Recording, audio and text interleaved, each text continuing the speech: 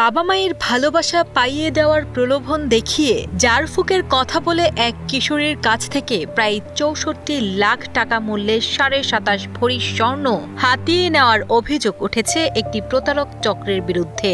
শুধু স্বর্ণালংকারই নয়, খাসি, জায়নামাজ কিংবা জোড়া শূকর জবাই করার অজুহাতে বিভিন্ন ধাপে আরও ২,৪৩,০০০ টাকা হাতিয়ে নিয়েছে চক্রটি। এভাবে নানা কৌশলে কিশোরীকে মানসিকভাবে কাবু করে বিপুল পরিমাণ অর্থ ও সম্পদ আত্মসাৎ করে তারা। কোন কাজ তার ছবি দাও, পরে এই কাজ ছবিটা দিত, সামনে রাখতাম, সামনে রেখে মোমবাতি জ্বালায় টালায় পরে ভিডিও ধরতাম, ভিডিও ধরে হাত দিয়ে ঘুরাইতাম, ভিডিও রাখতাম, পরে ভিডিওটা তার দিত, যা আপনার কাজটা করছিলাম কাজটা দেখে না, পরে একসাথে কথা দিত, তারপরে সময়ের ভিতরে ফলাফল পাওয়া যাবে। পরে আবার সময় ফলাফল না ভালো করা যোগাযোগ করতো, আবার কি করতো এটা আর কি অ্যানালাইজ করতো আর কি।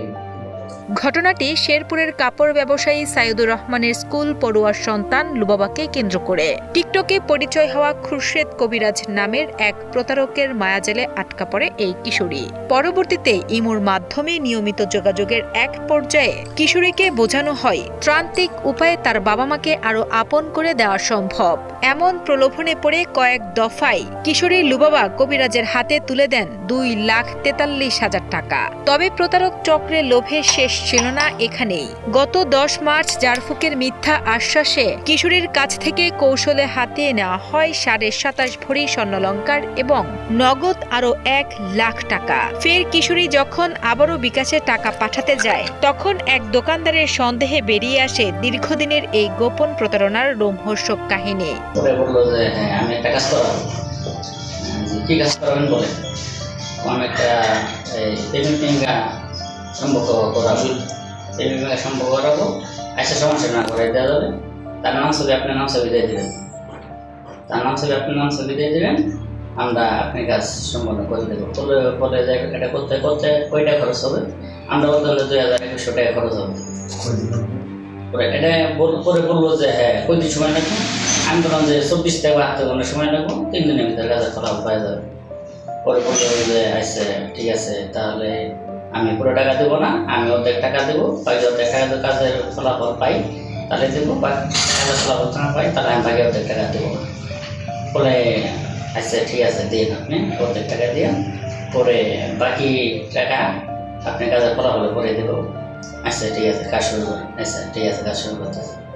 এই কাজটা আমি প্রথমত আমাদের এলাকাতে এগুলা প্রায় অনেকেই এগুলো করে। কে কে করে মানে এই নাম তো দু একজনের নাম বলো, নাম স্যার আমি তো জানি না, কিন্তু সবাই অনেকেই করে। নাম কও, দু একজনের নাম কও। নাম স্যার আমরা ওরকম তো জানি না। না পরে এই টিকটকে আমি প্রথম অবস্থায় ওই কপি আইডি গুলা দেখছি, আইডি ভিডিও গুলা কাটতে কাটতে টিকটকে ছাড়ছিলাম। পরবর্তীতে যে আস্তে আস্তে ভিডিও হয়েছে, পরবর্তীতে আমরা ওইভাবে ওই যেভাবে দেখছি ওইভাবে ভিডিও করে ছাড়ছি। টাকাটা লেনদেন করতে কিভাবে তারা? হ্যাঁ টাকাটা লেনদেন করতে কিভাবে? বিকাশে পাঠাইতো। কার বিকাশে? বিকাশ, আমার বিকাশ এই নাম্বার কথা বলছে। মামলাটি তদন্তের দায়িত্ব পেয়ে পিবিআই জামালপুর জেলা ইউনিট বিশেষ অভিযান শুরু করে। অতিরিক্ত আইজিপি মোস্তফা কামালের নির্দেশনা আর পুলিশ সুপার পঙ্কজ দত্তের তত্ত্বাবধানে তথ্য প্রযুক্তির সহায়তায় গাজীপুর ও ময়মনসিংহ থেকে গ্রেপ্তার করা হয় চক্রের মূল হোতা মনির হোসেন সহ ৩ সদস্যকে। এরপর মনিরের বাড়ির পাশে বাগান থেকে মাটি খুঁড়ে উদ্ধার করা হয় ২৫ ভরি ৯ আনারও বেশি স্বর্ণালংকার। ১৭ তারিখ মামলা রুজু হয়। আমরা তথ্য পাওয়ার সাথে সাথে এই মামলার রহস্য উদ্ঘাটনের কাজ শুরু করি এবং এই মামলার সাথে যারা জড়িত তাদেরকে ফাইন্ড আউট করার চেষ্টা করি। কিন্তু এই আসামিরা আসলে খুবই দ্রুত প্রকৃতির এবং এরা তাদের পরিচয় শনাক্ত করার মতো কোনো রাস্তায় রাখে নাই, এরকম একটা অবস্থায়। তো তারপরেও আমরা তথ্য প্রযুক্তির সহায়তা নিয়ে প্রাথমিকভাবে একজন আসামিকে শনাক্ত করতে সক্ষম হই, মুসা মিয়া। তাকে অভিযান পরিচালনা করি, আমরা অভিযান পরিচালনা করে গাজীপুর জেলার শ্রীপুর মাওনা থেকে মুসা এবং রফিক নামে ২জন ব্যক্তিকে আমরা গ্রেপ্তার করি গত ৯ তারিখে, ৯ এপ্রিল।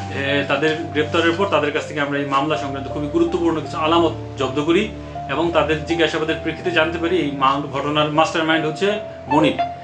তাদের এই বয়ানের উপর ভিত্তি করে আমরা এই গতকাল এই মনিরকে ময়মনসিংহ জেলার মাসকান্দা এলাকা থেকে গ্রেপ্তার করি। তার কাছ থেকেও আমরা মামলা সংক্রান্ত বেশ কিছু গুরুত্বপূর্ণ আলামত জব্দ করি। জিজ্ঞাসাবাদের এক পর্যায়ে সে স্বীকার করে যে স্বর্ণালংকারগুলো তার বাড়িতে তার নিজের কাছে আছে। পরবর্তীতে তাকে নিয়ে আমরা তার বাড়িতে অভিযান পরিচালনা করে বাড়ির পার্শ্ববর্তী ফাঁকা জায়গায় বাগানের মধ্যে মাটির নিচে পুঁতে রাখা অবস্থায় স্বর্ণালঙ্কারগুলো উদ্ধার করি। স্বর্ণালঙ্কার পরিমাপের পর আমরা আসলে জানতে পারি যেখানে 25 ভরি 9 আনা 4 রতি স্বর্ণালঙ্কার ছিল। এক্ষেত্রে প্রতারিত যে স্বর্ণালঙ্কার প্রতারণা করে নিয়ে গেছে তার পরিমাণ ছিল 27.5 ভরি। আমরা মোটামুটি প্রায় পুরোটাই উদ্ধার করতে সক্ষম হই। এই উদ্ধারকৃত স্বর্ণালঙ্কারের বর্তমান বাজার মূল্য প্রায় 64 লক্ষ টাকা। এই ঘটনায় ইতিমধ্যে 3 জনকে গ্রেপ্তার করা হয়েছে। বাকি যারা এর সাথে জড়িত আছে তাদেরকে আমরা গ্রেপ্তারের অভিযান অব্যাহত রেখেছি।